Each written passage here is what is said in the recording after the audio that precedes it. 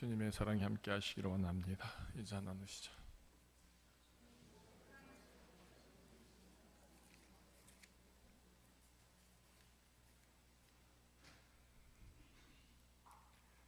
네.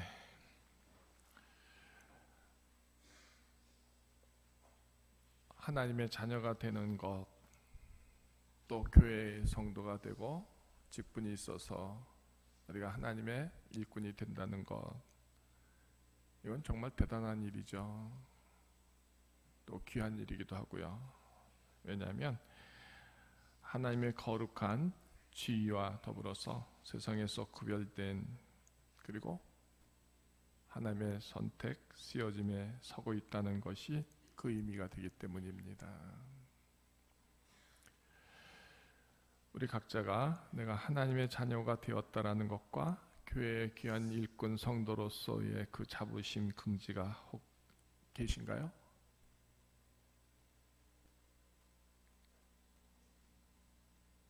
내 믿음의 자부심, 또 신자됨의 긍지, 하나님의 이름이 내 입술을 통해서 불려지고 있다고 하는 그것에 대한 감격, 기쁨이 혹 있으신가요? 먼저 이런 질문을 던져보고 싶습니다. 우리가 하나님의 자녀로서 선다라는 것처럼 그렇게 귀한 일이 세상에 더 없는 줄로 여기는 믿음이 이 시간 여러분들의 믿음이 되기를 원합니다. 이 질문을 던지는 이유는요, 예수님이 세례를 받으시잖아요. 성령이 하늘로부터 비둘기같이 내려오셔서 예수님을 감쌉니다. 그리고 하나님이 말씀하시죠. 이는 내 사랑하는 아들이요 내 기뻐하는 자라 하고 인쳐주십니다. 이제 예수님의 공생애는 이 세례를 통해서 성령 충만하셨으니 얼마든지 세상을 향하여 나가실 수 있겠죠. 그죠? 세례도 받았겠다, 성령도 임했겠다, 하나님의 인정하심도 있었겠다. 이제 주저함 없이 세상을 향하여 나갈 수 있을 텐데, 그 나가기 전에 오늘 우리가 읽은 이 마태복음 4장의 이 시험을 예수님이 받게 하십니다. 왜 하나님이 그렇게 하셨을까요? 여러분 한번 곰곰이 생각해 보시죠. 다 준비됐습니다. 지금 나가도 얼마든지 일할 수가 있는데 내 보내시기 전에, 세상을 향하여 나가기 전에 이 시험을 하나님이 하십니다. 예수께서 성령에게 이끌려 마귀에게 시험을 받으러 광야로 갔다. 성령은 누구입니까? 하나님이시잖아요. 하나님이 그를 이끌어 마귀에게로 보내십니다. 마귀에게 시험을 받게 하신다. 그 시험이 끝날 때, 이겼을 때 결국 세상을 향하여 보내짐이 되는 것이죠.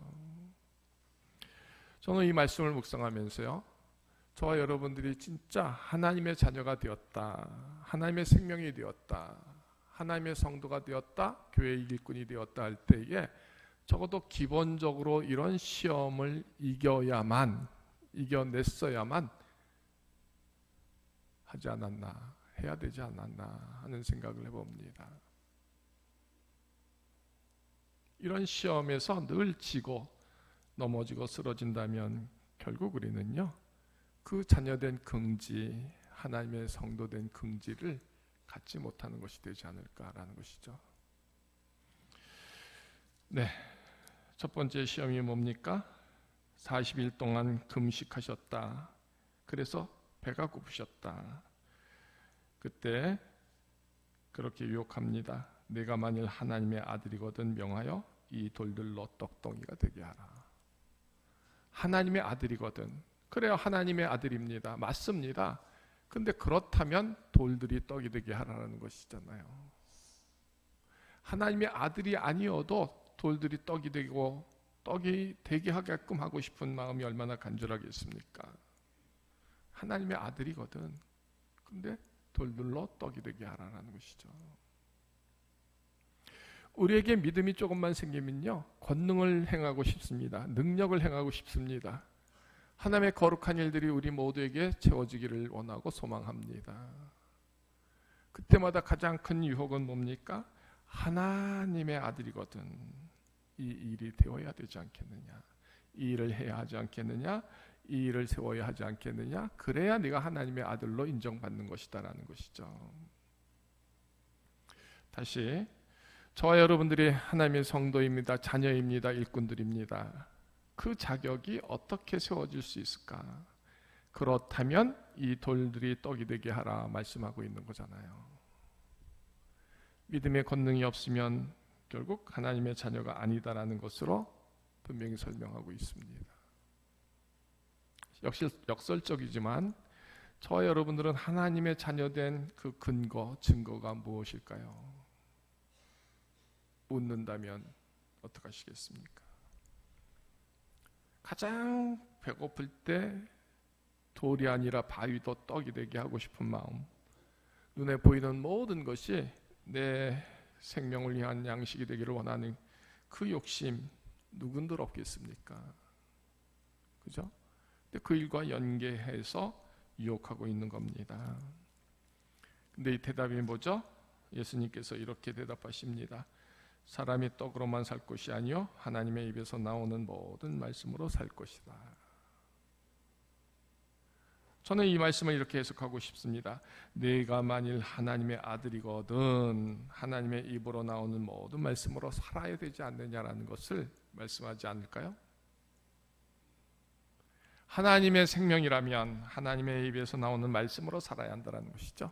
눈에 보이는 모든 것이 떡이 되고 양식이 되는 것으로 만들려 하지 말고 하나님의 말씀으로 살아야 되는 것 아니냐 하는 것을 어쩌면 마귀의 시험 속에서 마귀가 스스로 증거하는 것 같지 않습니까? 하나님의 아들이거든 이 돌들이 떡덩이가 되게 하라. 그래요. 저 여러분들이 하나님을 사랑합니다. 하나님을 믿습니다. 하나님의 생명들이 되었습니다. 무엇 때문에 그리 하셨는가요? 우리가 원하는 것이 떡일까요? 아니면 하나님의 말씀일까요? 이 구별함을 세우자라는 것이죠. 가장 필요한 것 때문에 우리가 하나님께 기도하는 것이 아니라 가장 필요한 것을 얻기 위해서 하나님께 부르짖는 자가 아니라 하나님 앞에 서는 자가 아니라 우리는 필요하지 않아도 쓸모가 없어도 언제나 하나님 앞에 서는 그 모습이 되어야 하는데 그 근거, 그 귀한 의미는 뭘까요? 하나님의 말씀 때문이 되어야 한다는 것이죠. 하나님의 말씀은 우리에게 생명의 양식이 되는 것을 우리는 알고 있습니다. 그러나 정녕 저와 여러분의 삶의 자리에서 하나님의 말씀이 효용이 있든가요? 기준이 되든가요? 푯대가 되든가요? 혹은 그 말씀 때문에 때로는 순종하기도 하고 때로는 그 눈물을 참아내기도 하고 때로는 그 십자가를 지기도 하든가요? 어떻습니까? 그러니까 하나님의 아들이거든 떡이 되게 하라는 그 유혹 속에 정녕 우리에게도 하나님의 자녀거든 하나님의 생명이거든 하나님의 입으로 나오는 말씀으로 살아야 되는 것이지 눈에 보여지는 것으로 배고프니 떡이 되기 위해서 그 방법으로 살아서는 아니 된다라는 것에 대한 이 교훈을 과연 우리는 감당해내는 거라는 것이죠. 여러분의 떡은 뭡니까? 하나님의 말씀일까요? 오늘 많은 교회 성도들 속에 하나님의 말씀이 떡이 아니고요 하나님의 말씀이 생명이 아니고요 하나님의 언약이 나의 소망이 아닌 것으로 채워져 있는 성도들이 얼마나 많이 있습니까? 교회는 하나님의 말씀이 채워지는 성도들로 기본이 되어야 하는 것이죠. 하나님의 입에서 나오는 말씀이 없이도 우리는 얼마든지 우리의 직분을 감당하고요 우리의 쓰여짐을 이룰 수가 있습니다. 믿음 인내하고 자랑할 수도 있습니다. 하나님의 말씀이 아무것도 없어도 우리가 손에 쥔 그 떡으로 우리는 얼마든지 자랑하고 또 드러낼 수 있다 이 모습인 것입니다. 정말 저와 여러분들 속에 가슴에 채워진 하나님의 말씀, 하나님의 사랑, 하나님의 은혜와 구속이 정말 하나님의 말씀 때문에 감당되어지고 이루어지는 그 은혜가 있든가? 우리 스스로 질문해 보시고요. 세우기를 원합니다. 또 가장 기본적인 그 모습이 되어야 하는 것이 두 번째 모습이죠. 예수를 거룩한 성으로 데려다가 성전 꼭대기에 세웠다.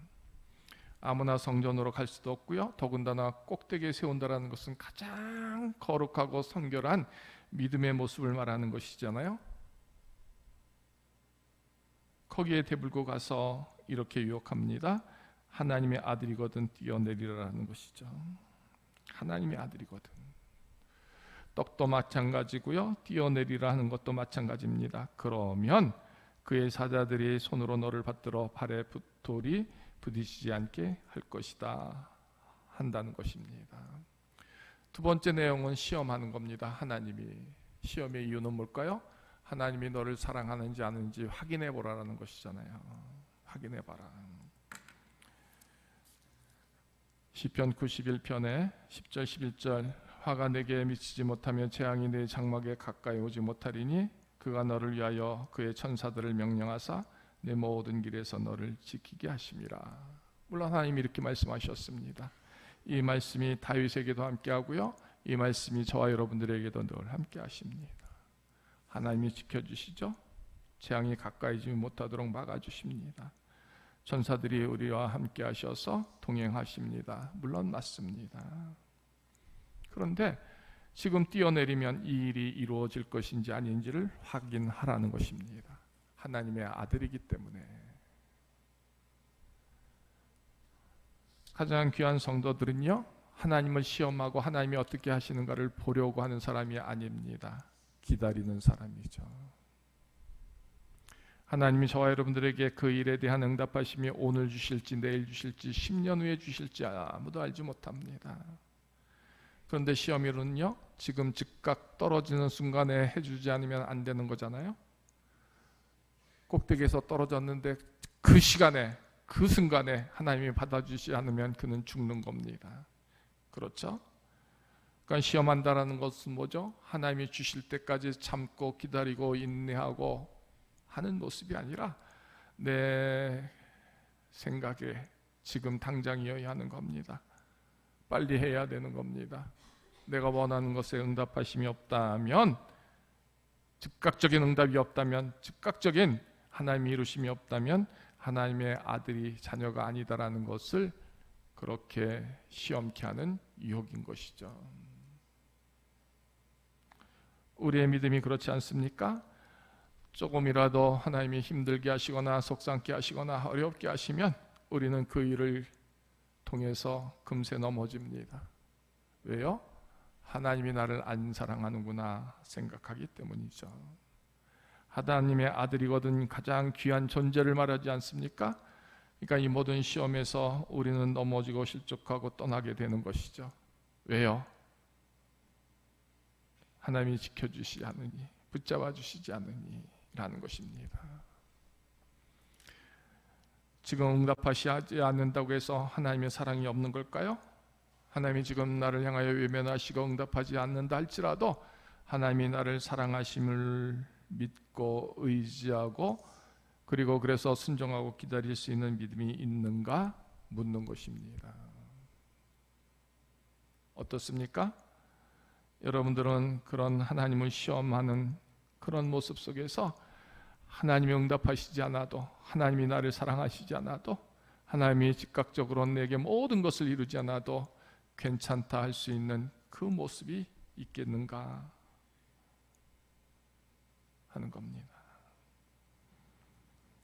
그래서 그 답은요, 주 너의 하나님을 시험하지 말라 이렇게 되어져 있습니다. 내가 하나님께 이처럼 기도했는데 왜 내게 병을 주시나이까? 이처럼 기도했는데 내 사업이 왜 이렇게 비참하게 되나이까? 얼마든지 그런 고백을 할 수 있지 않습니까?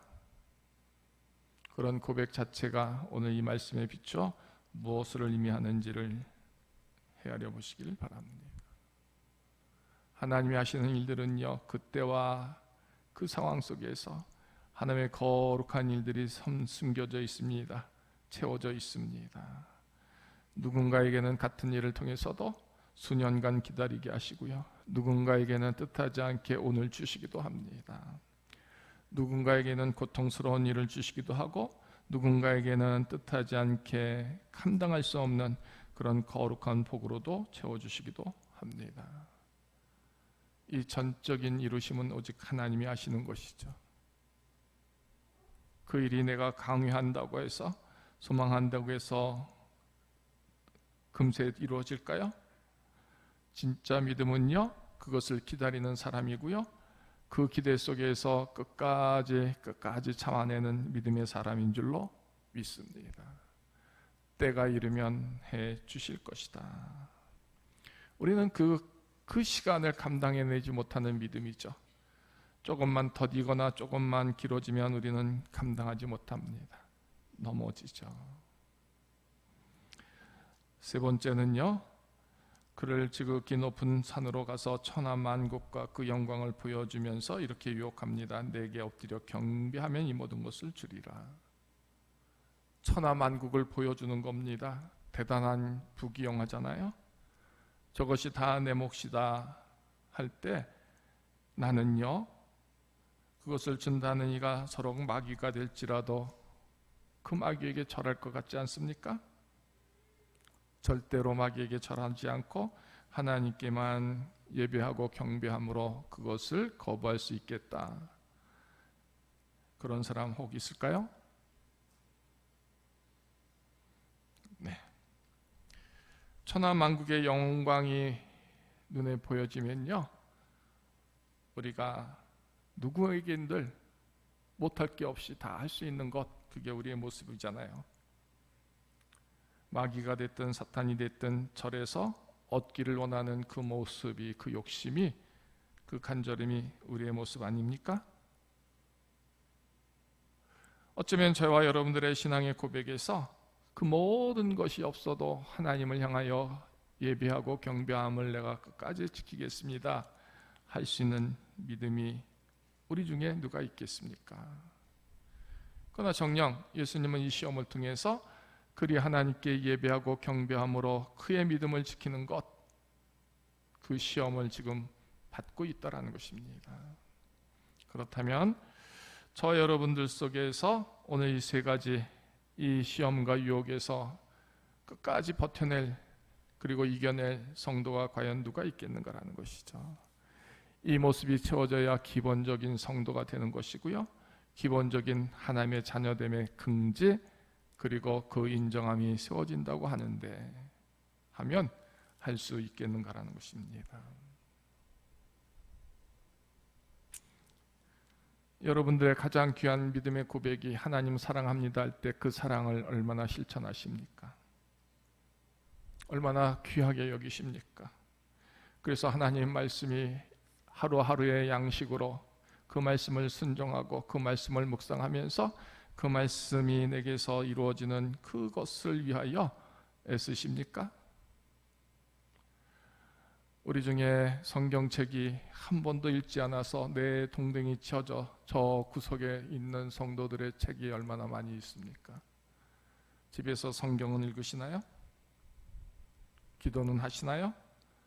묻고 싶을 때가 정말 많습니다. 그래요.